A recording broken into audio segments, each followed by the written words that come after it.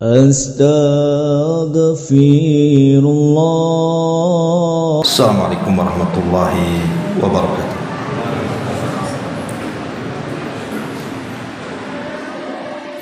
Alhamdulillah wassalatu wassalamu ala Rasulillah wa ala alihi wa sahbihi wa mawalah wa la hawla wa la quwwata illa billahi wa ba'd. Alhamdulillah, segala puja dan puji hanya milik Allah subhanahu wa ta'ala. Salawat dan juga salam kita hadiahkan kepada Rasul kita Nabi besar Muhammad sallallahu alaihi wa ala alihi wasallam.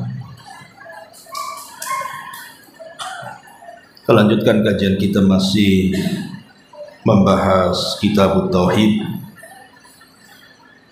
dan kita masuk pada bab ketiga, bab man haqqaqa tauhida dakhalal jannata bi ghairi hisabin. Bab barang siapa yang mewujudkan tauhid, maka ia akan masuk surga tanpa hisab.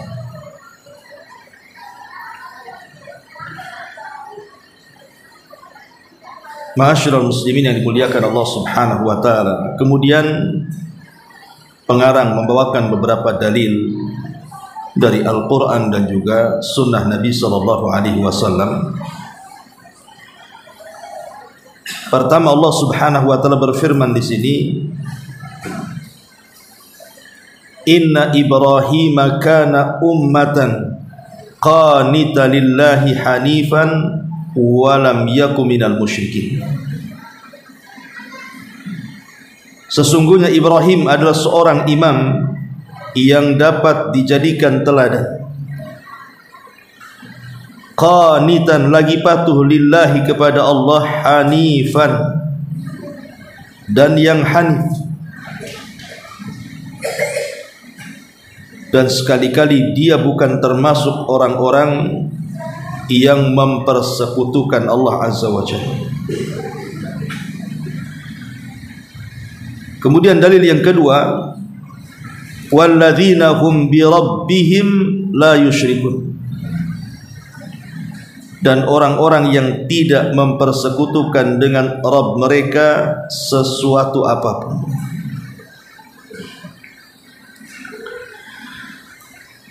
Baik, ma'asyiral muslimin yang dimuliakan Allah subhanahu wa ta'ala, sebelum kita bahas tentang pendalilannya, kita akan bahas tentang temanya dulu.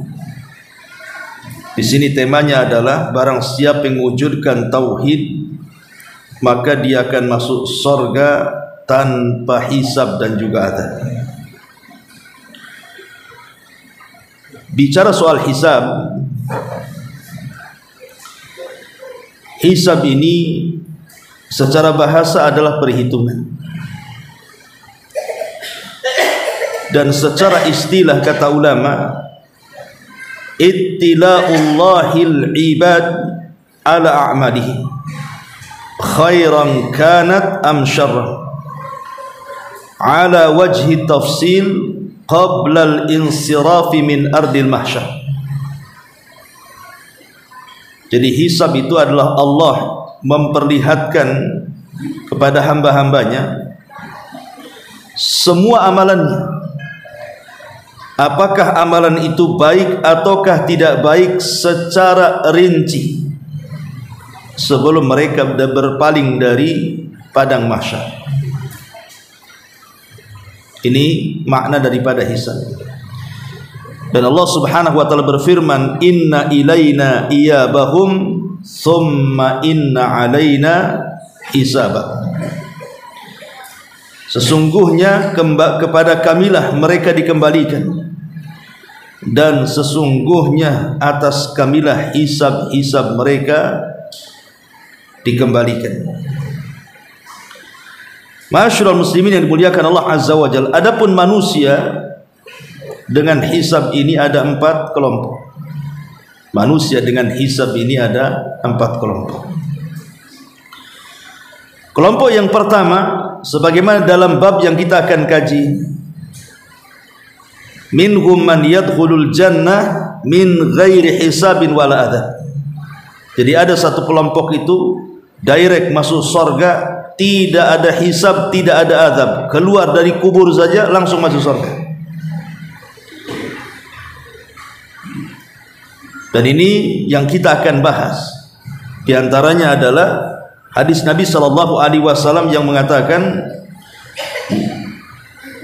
humul ladzina la yastarqun wa la yatatayyarun wa la yaktawun wa ala rabbihim yatawakkalun. Mereka orang-orang yang tidak minta diruqyah, tidak dimintai al-kai, pengobatan menggunakan besi bakar, dan mereka tidak tatayur, dan mereka senantiasa bertawakal kepada Allah Azza wa Jalla. Dan jumlah mereka 70.000. Tetapi jumlah 70.000 ini ikhwatu fiddin muliakan Allah Subhanahu wa taala, apakah memang segitu 70.000? Kalau memang hanya 70.000 saja dari zaman Rasul sampai sekarang, berarti sedikit sekali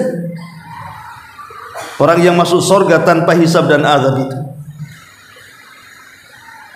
Karena jumlah para sahabat atau para tabi'in saja sudah mencukupi itu.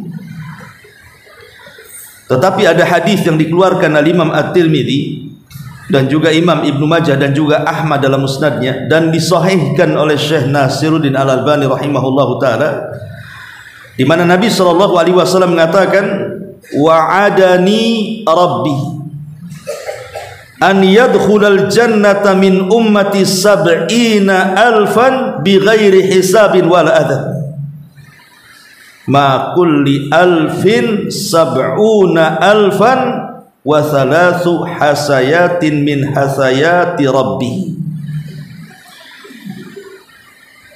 Dari Abi Umamah radhiyallahu an secara marfu sampai kepada Nabi, Rabbku telah berjanji kepadaku bahwa dia akan memasukkan sebanyak 70.000 dari umatku ke dalam surga tanpa hisab dan juga tanpa siksa. Bersama setiap 1.000 ada 70.000 dan 3 tuangan dari tuangan-tuangan limpahan rahmat Rabbku. Artinya bahwa kalimat 70.000 dalam hadis nanti yang kita akan bahas bukan batasan, tapi itu menunjukkan banyaknya orang yang akan masuk surga tanpa hisab dan azab. Karena dalam riwayat Imam Ahmad, setiap 1.000 itu ditambah 70.000 lagi. Kan asalnya 70.000, tapi Rasul menganggap masih kurang, pengen banyak umatnya, bukan hanya 70.000 saja. Akhirnya Allah berikan setiap 1.000 70.000 lagi, banyak jadinya ya. Dan ini kita akan bahas nanti kalau sudah sampai pembahasan. Jadi kelompok yang pertama, orang yang masuk surga tanpa hisab dan adab. Kemudian yang kedua, minhum man talaqqathum an-naru fil mauqif. Kelompok yang kedua adalah orang-orang yang ketika mereka berdiri padang mahsyar langsung disambar neraka. Berdasarkan hadis Abi Hurairah radhiyallahu anhu, yakhruju unukun minan nar yaumal qiyamah lahu ainani tubsiran wa udhunani tasma'an wa lisanun yantiq yaqulu inni wakkaltu bi thalathin bi kulli jabbarin anid wa bi kulli man da'a ma Allahi ilahan akhar wa bil musawwirin. Nanti pada hari kiamat leher neraka akan keluar dari neraka. Jadi neraka itu punya leher, jadi lehernya akan keluar.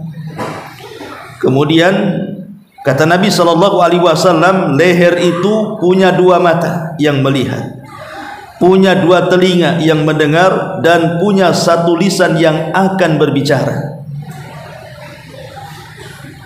Di antaranya adalah, sesungguhnya aku diserahi oleh Allah Subhanahu wa taala untuk melahap 3 manusia.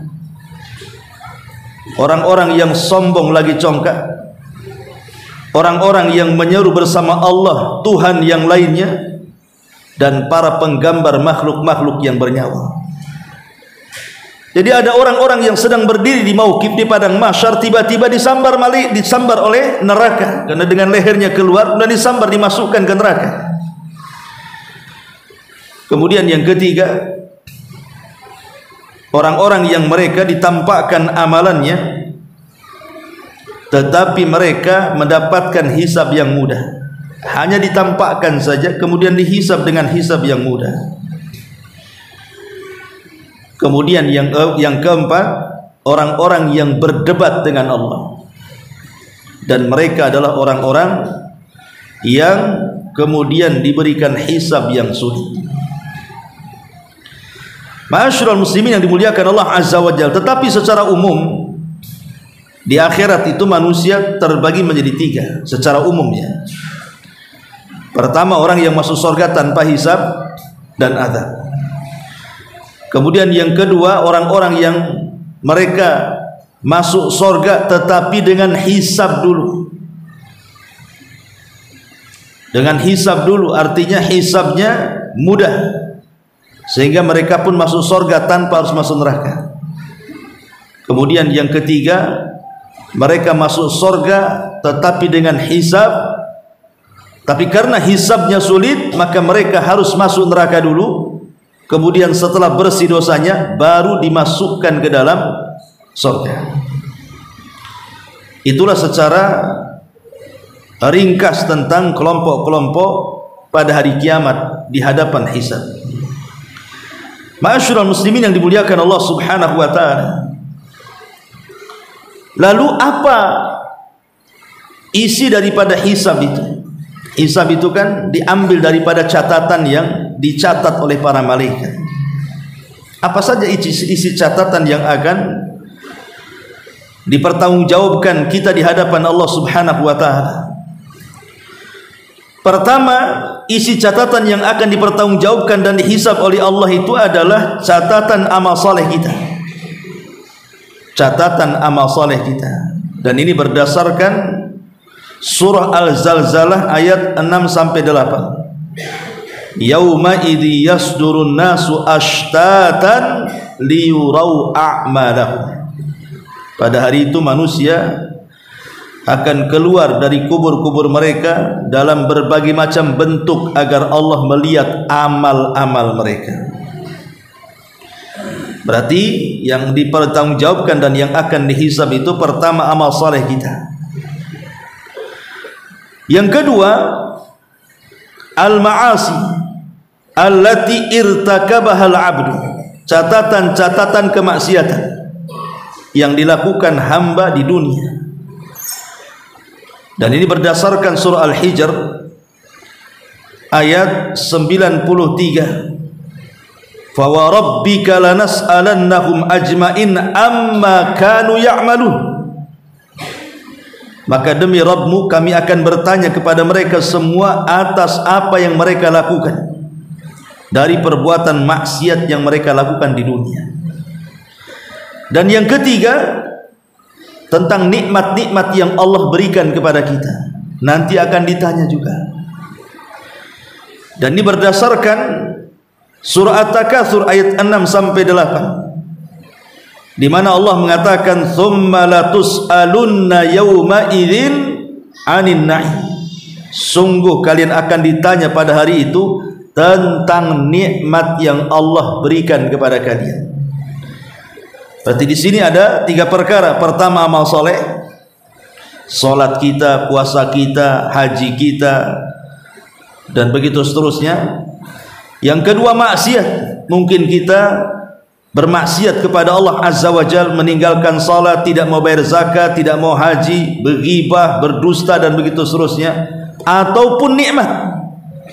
Sudahkah kita syukuri nikmat Allah Subhanahu wa taala? Nikmat sehat, nikmat umur, nikmat istri, nikmat suami, nikmat pasangan, macam-macam nikmat. Ya, inilah 3 perkara yang akan dihisab di hadapan Allah Subhanahu wa taala. Ma'asyiral muslimin yang dimuliakan Allah Azza wa Jalla, adapun kaidah hisab sendiri di akhirat, kaidah hisab sendiri di akhirat, pertama, annallaha yahkumu baina ibadihi bil adli wa yuwaffihim ujurahum kamilatan. Pertama, Allah akan menghukumi di antara hamba-hambanya dengan keadilan dan akan menyempurnakan seluruh balasan-balasan mereka secara sempurna. Seandainya Allah Subhanahu wa taala, ikhwan, mengadab seluruh makhluknya. Jadi kalau Allah Subhanahu wa taala mengadab seluruh makhluknya, Allah tidak zalim kepada makhluk. Karena kita ini memang hamba Allah. Kita ini semua milik Allah. Terserah Allah mau melakukan apapun terhadap miliknya. Tetapi di sana ada namanya keadilan. Allah Subhanahu wa taala tidak mungkin zalim, dan Allah tetap tegak dengan keadilannya. Makanya Allah akan menghukumi hamba-hambanya tetap dengan keadilannya, bukan dengan kezalimannya, dan Allah Subhanahu wa taala akan mencukupkan dengan sempurna semua balasannya. Dan ini berdasarkan surah An-Nisa ayat 40. Innallaha la yadhlimu mithqalu dzarratin wa in taku hasanatun yudhaifha wa yu'ti min ladunhu ajran 'azima. Sungguhnya Allah tidak akan pernah melakukan kezaliman walaupun sebiji dzarah. Kalau seandainya engkau membawa kebaikan, maka Allah akan lipat gandakan pahalanya, dan Allah akan berikan dari sisinya pahala yang sangat besar.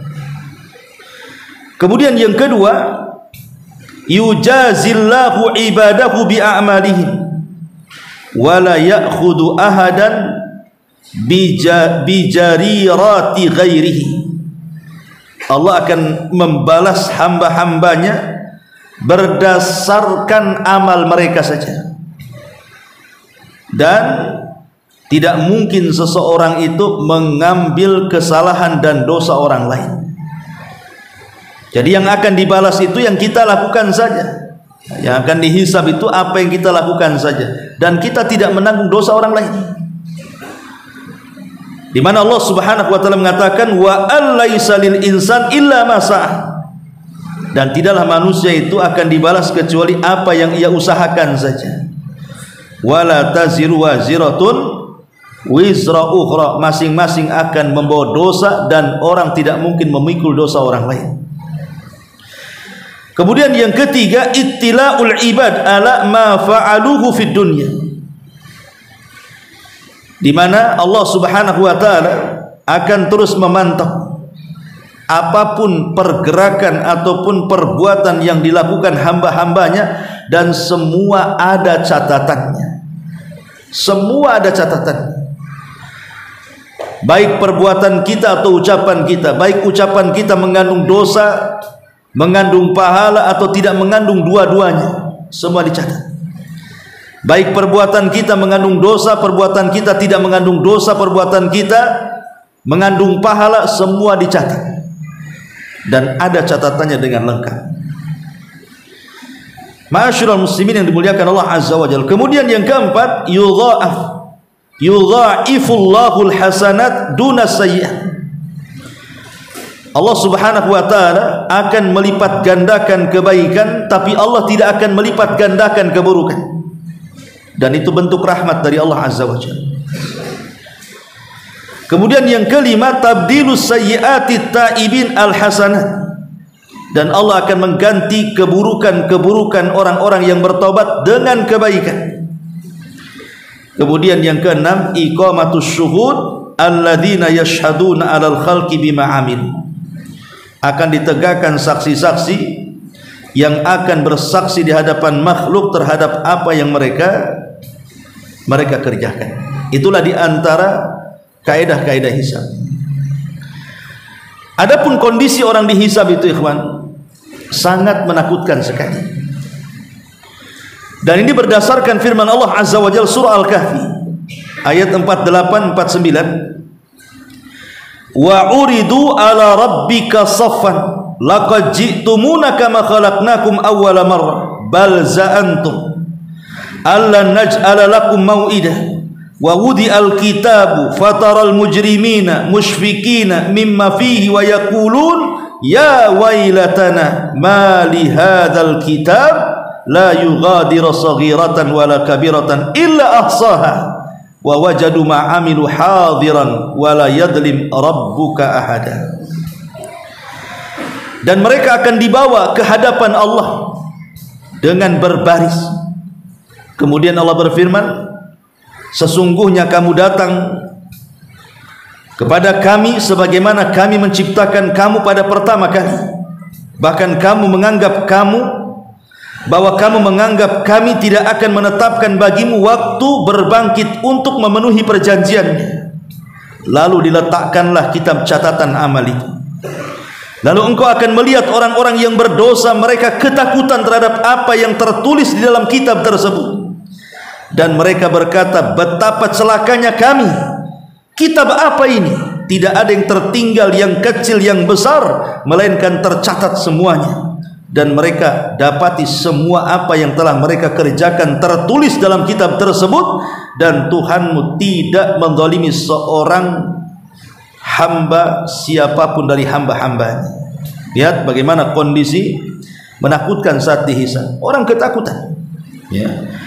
Kemudian juga Allah Subhanahu wa taala mengatakan dalam surah Al-Jathiyah ayat 27 28-nya, walillahi mulkus samawati wal ard wa yauma taqumus sa'atu yauma idzin yuhsyarul yauma idzin yahsyurul mubtilun wa tara kullu ummatin jathiyah kullu ummatin tud'a ila kitabihal al-yawma tujzauna ma kuntum ta'malun.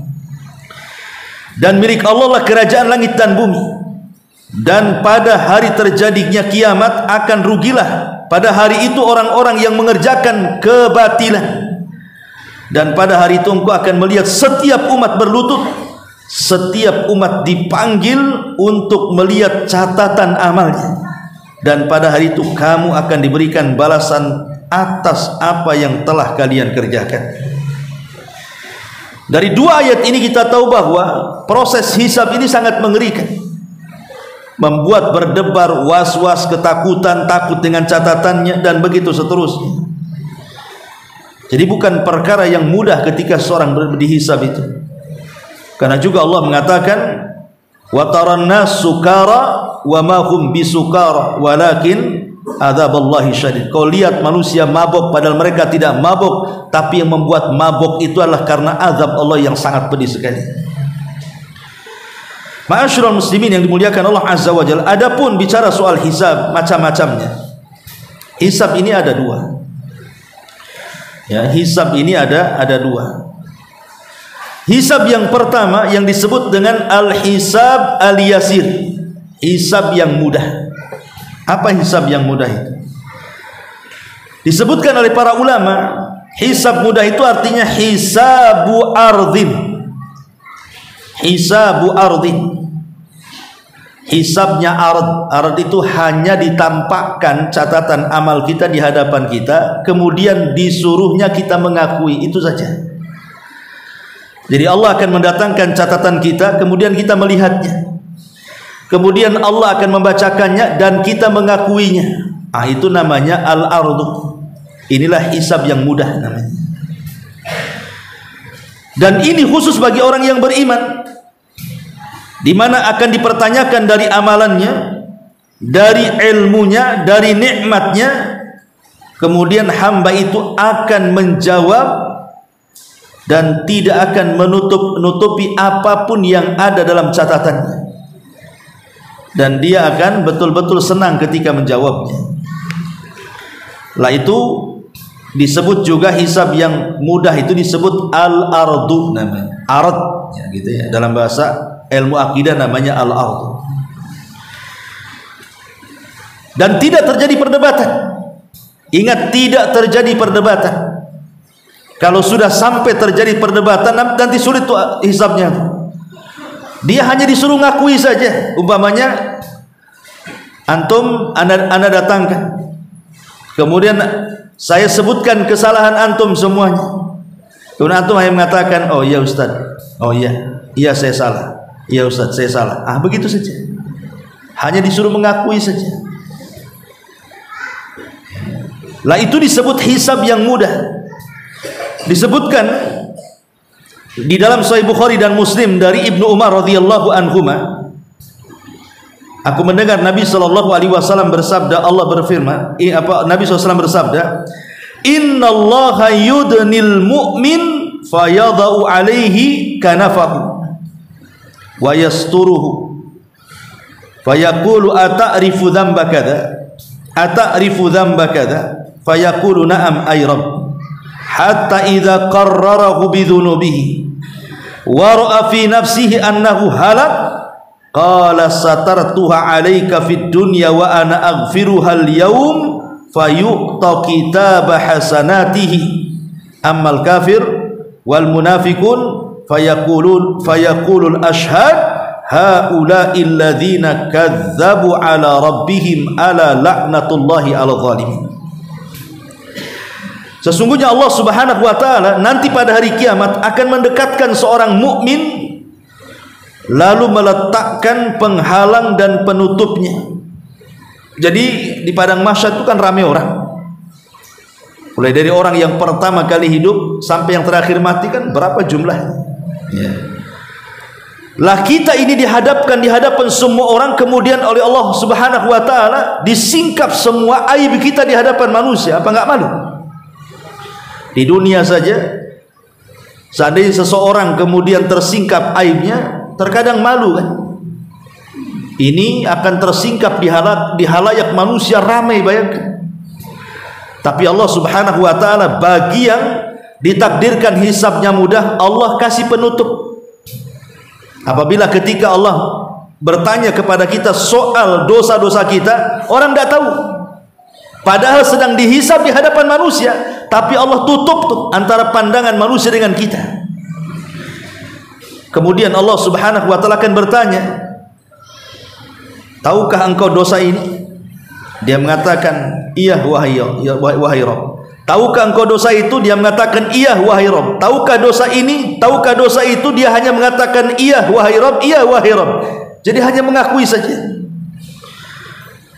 Hatta idza qarrarahu bidzunubihi, sehingga apabila dia sudah mengakui semua dosanya, dia merasa dia tidak punya kebaikan.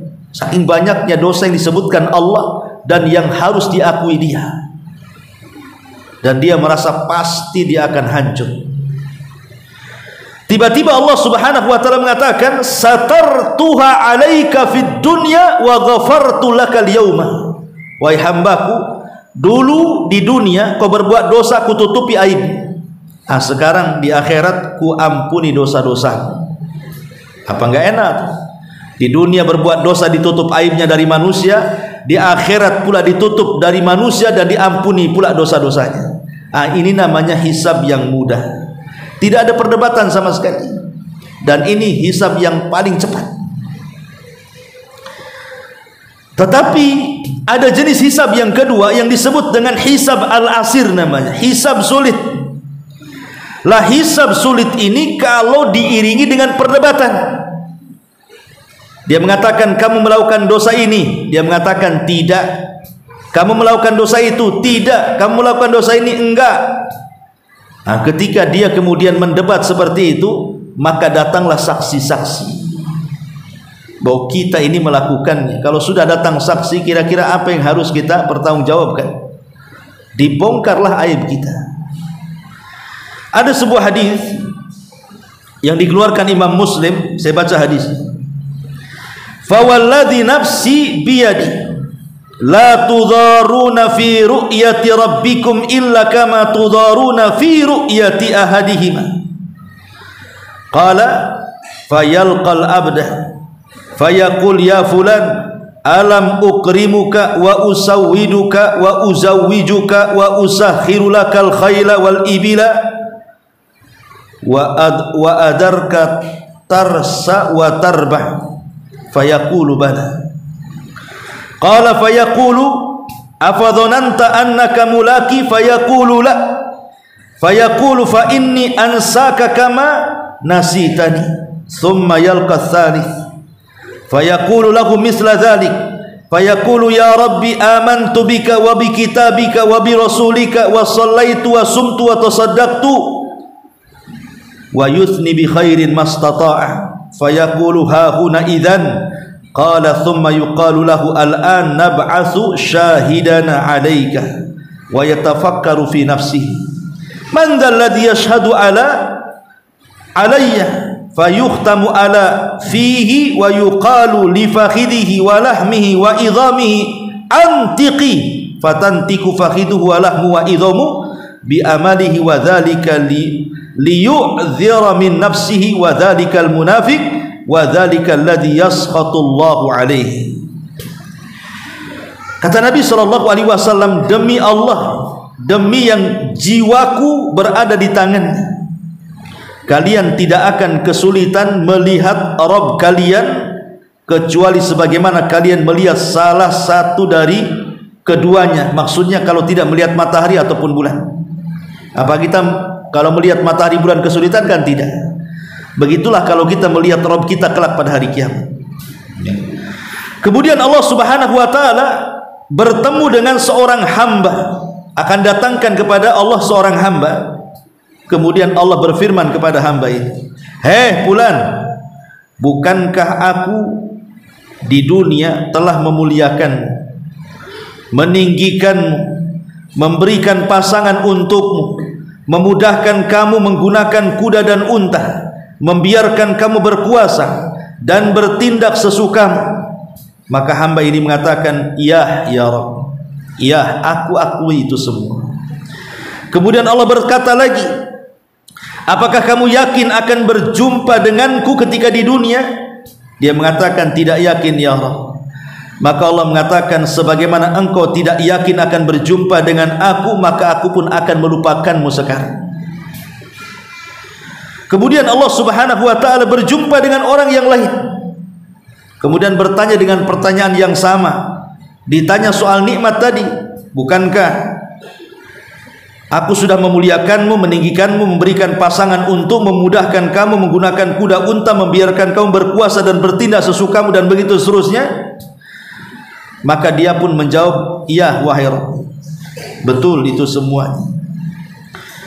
Kemudian orang ini mengatakan, ya Rabb, bukankah aku di dunia beriman kepadamu? Bukankah di dunia aku beriman dengan kitabmu, dengan rasulmu, aku pun salat, aku pun berpuasa, aku pun bersedekah? Dan ia memuji dirinya. Lalu dikatakan kepadanya, sekarang kami akan bangkitkan saksimu.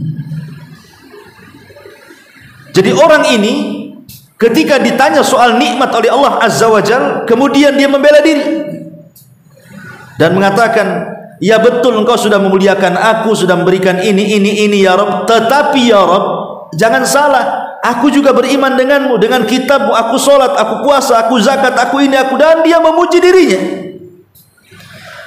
Kalau kelompok yang pertama itu kan mengakui dosanya, kalau ini tidak mengakui dosanya, membanggakan dirinya di hadapan Allah, begitu maksudnya.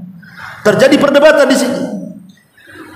Kemudian ketika dia membanggakan dengan amal solehnya, tiba-tiba kemudian mulutnya langsung terdiam, tidak bisa bicara lagi. Ketika tidak bisa bicara lagi, apa yang terjadi? Tiba-tiba kemudian kata Nabi sallallahu alaihi wasallam,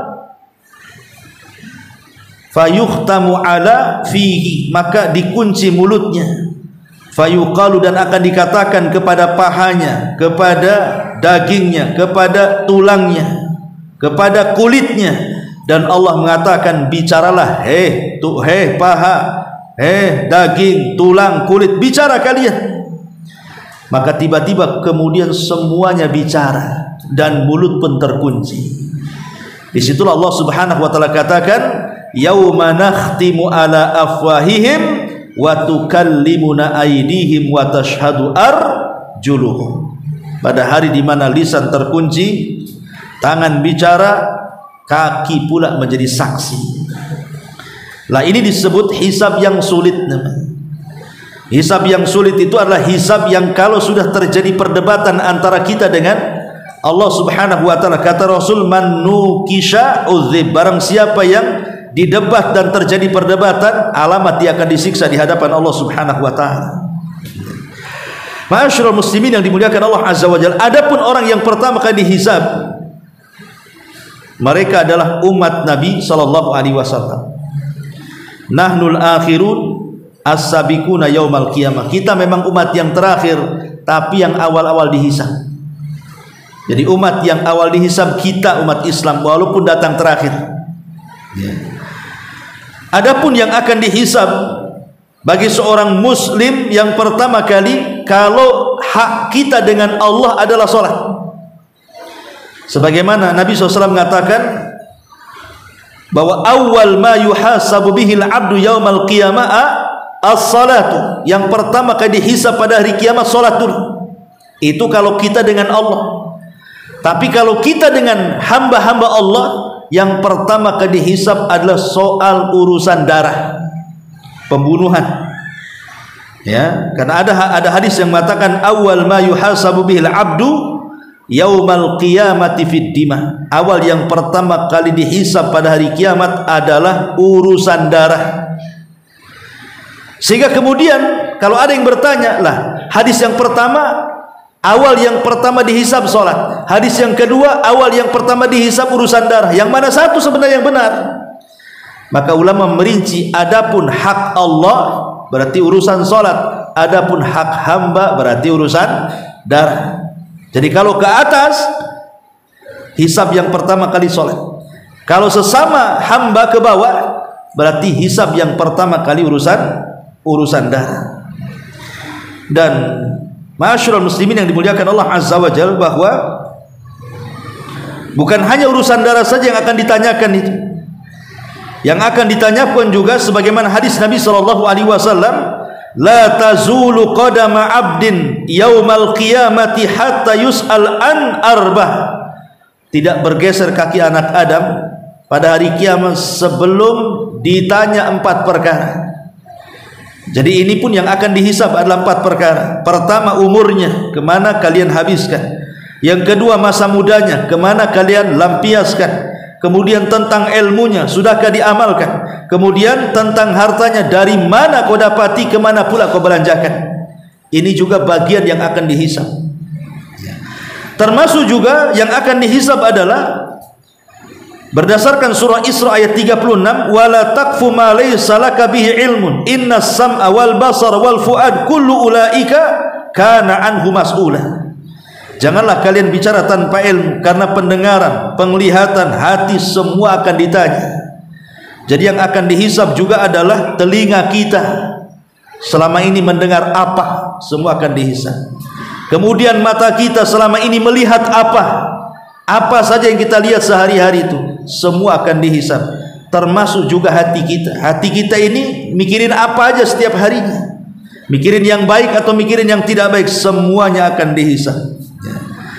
Termasuk juga lisan-lisan kita, semua akan dihisab. Termasuk juga nikmat akan dihisab. Karena Allah Subhanahu wa taala mengatakan, la tus'alunna yauma idzin 'anin na'im. Semua akan ditanya soal nikmat itu. Kemudian juga akan ditanya, fala nas'alanna alladzina ursila ilaihim wa la nas'alannal mursalin.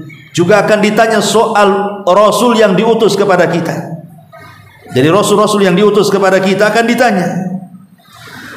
Termasuk juga Allah mengatakan, wa aufu bil ahdi innal ahda kana mas'ula.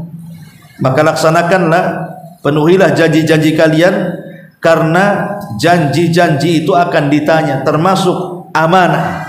Amanah itu juga bagian yang akan dihisab di hadapan Allah Subhanahu wa taala.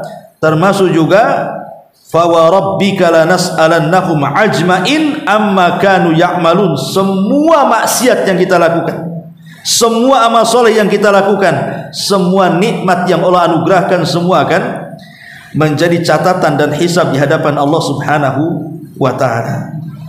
Inilah sedikit soal pengetahuan hisab. Berarti kalau kita mengacu kepada bab yang kita kaji, bab man haqqaqa tauhid dakhalal jannah bighairi hisab, bab barang siapa yang mewujudkan tauhid maka dia masuk surga tanpa hisab. Kalau bab sebelumnya itu kan bicara soal keistimewaan tauhid, bahwa tauhid itu bisa menggugurkan dosa. Selama kita bertauhid kepada Allah dan tidak menyekutukan Allah, maka kalau kita membawa dosa, ada kemungkinan dosa itu bisa diampuni dengan syafaat. Bisa diampuni dengan syafaat, karena as'adun nas bi syafaat yaumal qiyamah man qala la ilaha illallah. Orang yang paling bahagia dengan syafaat pada hari kiamat adalah orang yang bertauhid la ilaha illallah. Tetapi bab ini berbeda. Bab ini menceritakan tentang orang yang betul-betul sempurna tauhidnya, sempurna, semua bagian-bagian elemen-elemennya itu semua ada.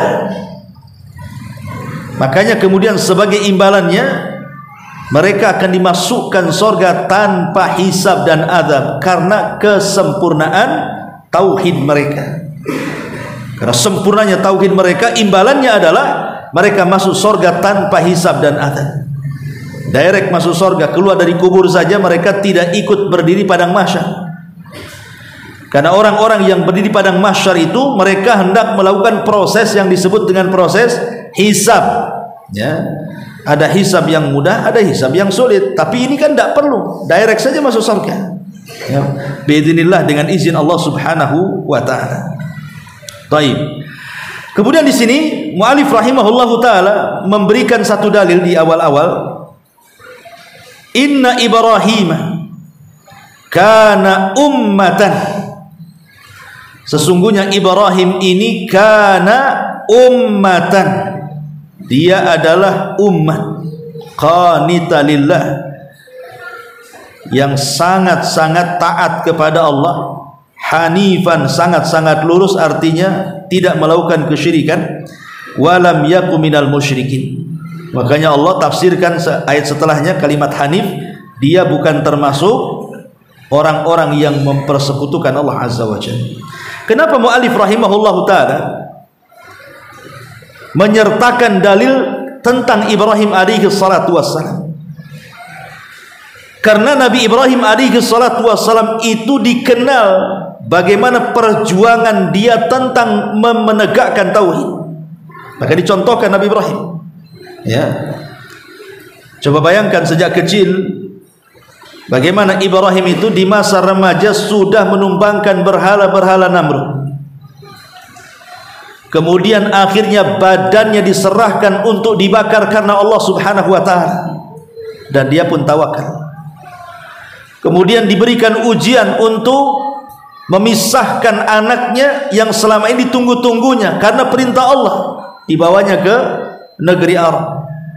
Kemudian setelah dewasa diuji oleh Allah Subhanahu wa taala untuk menyembelih putra kesayangannya, untuk membuktikan apakah cintanya kepada Allah masih bulat ataukah sudah terbagi dengan Ismail. Tapi rupanya cinta dia kepada Allah masih bulat, makanya dia siap menyembelih putranya Ismail. Dan macam-macam gitu ya. Ya, jadi kisah Ibrahim itu simbol perjuangan tauhid. Jadi kalau antum membaca kisah Ibrahim dalam Al-Qur'an, maka Ibrahim itu simbol perjuangan tauhid, dan dia adalah Abul Anbiya, bapaknya para nabi. Kenapa bapaknya para nabi?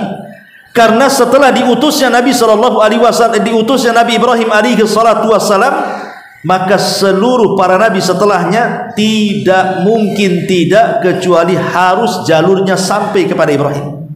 Semua nasabnya. Ya.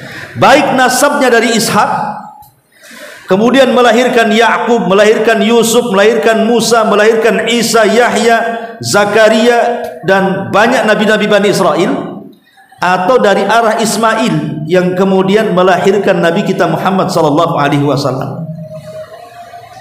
Sudah Isya. Jadi itulah karena disebut-sebut dalam pendalilan ini, karena Ibrahim adalah Abul Anbiya, bapaknya para nabi, dan dia adalah simbol daripada tauhid, pertempuran antara hak dan yang batil, tauhid dan juga melawan kesyirikan kepada Allah Azza wa Jalla. Wallahu a'lam bishawab. Subhanakallahumma bihamdika asyhadu an la ilaha illa anta astaghfiruka wa atubu ilaik. Allahu ta'ala alam. Assalamualaikum.